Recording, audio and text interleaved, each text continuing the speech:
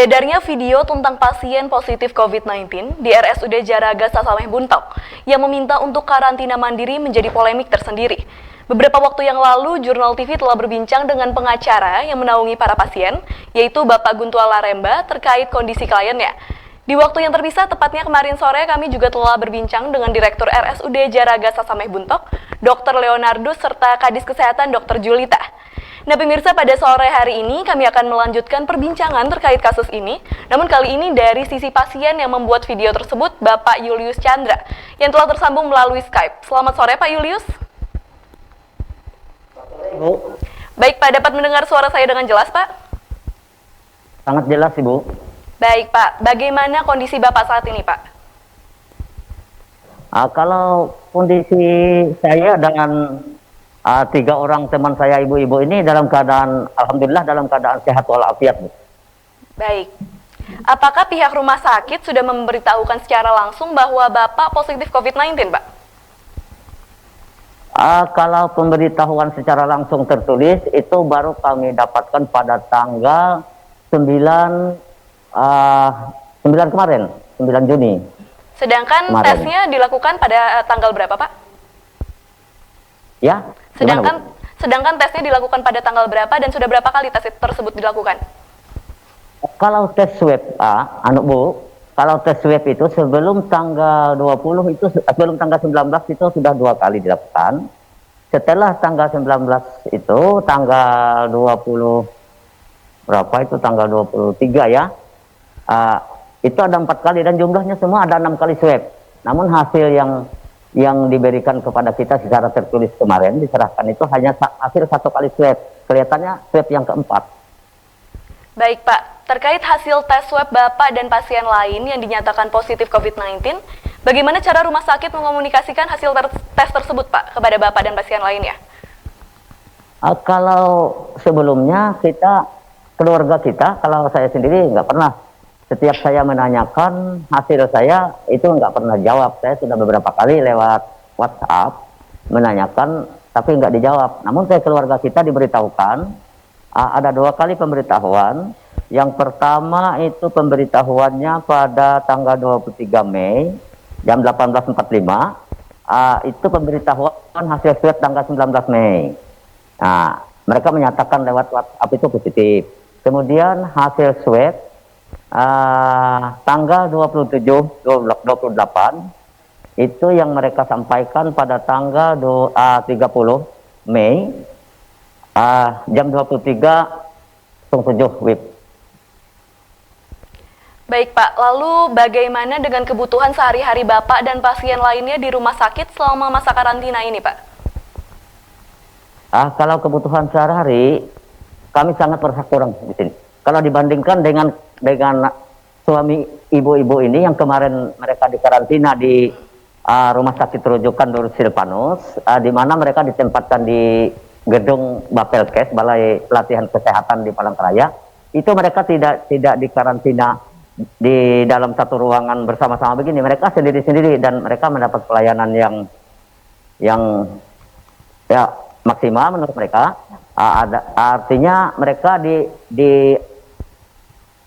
dikasih menu makanan, mau makan apa itu. Jadi tidak seperti kami di sini, orang yang mengatur makanan kita, karena kemudian ya mau kita ada selera makan atau enggak itu kan bukan urusan mereka. Baik Pak. Gitu. Baik Pak, selama menjalani perawatan di rumah sakit, siapa kemudian yang mencuci baju Bapak? Apakah keluarga atau Bapak cuci sendiri atau pihak rumah sakit yang mencucikan Pak? Kalau ibu-ibu ini sepertinya mereka cuci sendiri di sini. Kalau saya itu keluarga yang mencuci. Baik. Jika keluarga yang mencuci, maka berapa hari sekali Pak keluarga atau ibu mengambil baju kotor Bapak? Ada 3 hari sekali kalau saya. 3 hari sekali. Dilakukannya saya bagaimana Pak? Ya. Dilakukannya bagaimana Bapak? Memberikannya kepada ibunya melalui pihak rumah sakit atau bagaimana Pak? Kalau saya lewat jendela Bu, jujur aja. Lewat jendela, kemudian menggunakan apa Pak medianya? Apakah langsung bajunya begitu atau dimasukkan ke kantong plastik atau tas mungkin? Di kantong plastik Bu. Baik, jadi saya konfirmasi ulang Pak, keluarga Bapak untuk mencucikan baju Bapak, mengambil baju Bapak tersebut melalui kantong plastik lewat jendela rumah sakit. Betul. Berarti hal ini tidak terpantau oleh pihak rumah sakit ya Pak? Ya, karena kita susah Pak mengirim sama mereka karena tidak terpantau, tidak. Dan dari pihak rumah sakitnya, apakah memang tidak memfasilitasi untuk pencucian baju kotor tersebut Pak? Kita belum pernah dipertanyakan soal itu. Kalau Baik, mau Pak. mengirim lewat ini enggak Baik Pak. ada. Lalu yang ingin saya tanyakan juga Pak, untuk kebutuhan mandi, untuk sabun, kemudian sikat gigi, odol dan sebagainya, tentu Bapak sudah cukup lama di sana. Apakah bagaimana Pak sistemnya? Apakah memang ada dari rumah sakit atau dari keluarga juga Pak? Kami membeli sendiri dari keluarga. Dan kami berempat dengan ibu-ibu ini, tiga ibu-ibu saya laki-laki, kami satu tempat, satu kamar mandi, secara bersama-sama. Baik Pak. Kemudian Pak, selanjutnya bagaimana makanan di rumah sakit Pak? Atau apakah ada keluarga yang memberikan makanan juga sesuai dengan selera Bapak? Karena mengingat tadi bahkan pakaian kotor pun keluarga yang memberikan. Semua keluarga. Kalau saya sendiri, secara pribadi saya tidak memakan makanan yang dari rumah sakit ini, karena saya orang sehat Bu. Saya sehat ini, saya tidak bisa memakan makanan yang dari rumah sakit ini, walaupun menurut mereka itu makanan bergizi, makanan apa, tetapi karena beda dari yang biasa saya makan. Saya pikir ini makanannya orang sakit, sedangkan saya orang sehat. Saya sehat, dan kami semua sehat semua.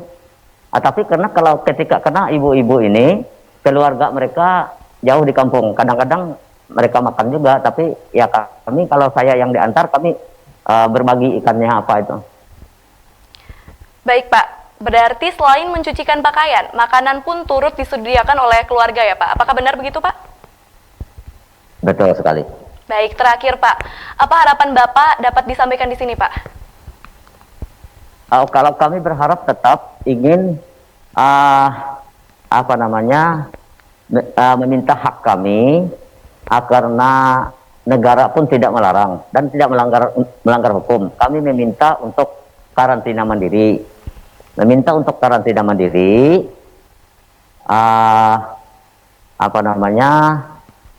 karena kita punya hak untuk hidup, punya hak untuk mempertahankan hidup, dan kami secara jujur kami katakan kami sudah tidak sanggup di sini.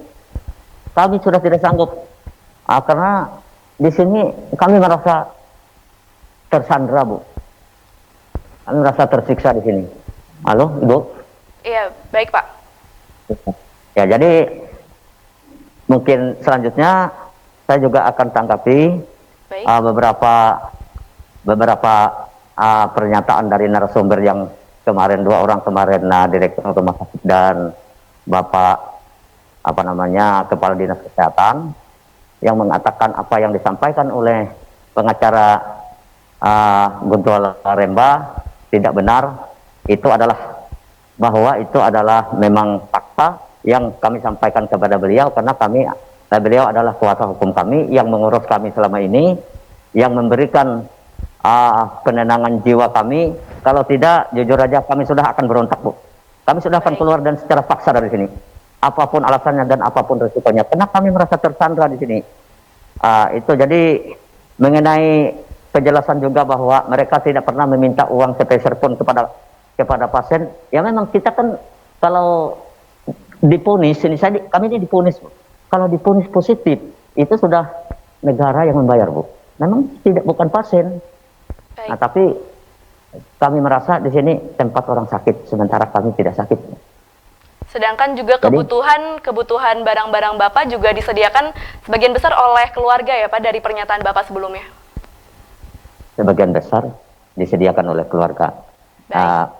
Meskipun ada yang dari rumah sakit, kalau saya sendiri, saya tidak pernah makan, dan saya masih punya bukti ada beberapa makanan yang memang sudah tidak saya kasih ke teman saya, yang di sebelah yang sudah negatif, karena itu untuk bukti saya bahwa saya tidak makan. Masih utuh, saya punya sendiri, diantar sendiri. Kebanyakan lewat jadi, kadang-kadang juga dititip. Jadi intinya,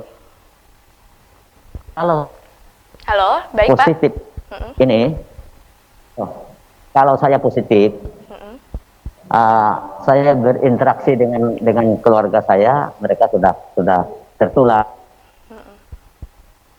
Baik, Pak. Tertular, tapi mereka sudah beberapa kali hasilnya negatif gitu ya. Ya. Baik, Pak. Terima kasih, Pak, atas kesediaannya terhubung dengan Jurnal TV. Semoga Bapak juga dan pasien-pasien lainnya diberikan kesehatan selalu dan polemik ini dapat segera reda ya, Bapak. Terima kasih, Pak. Selamat sore.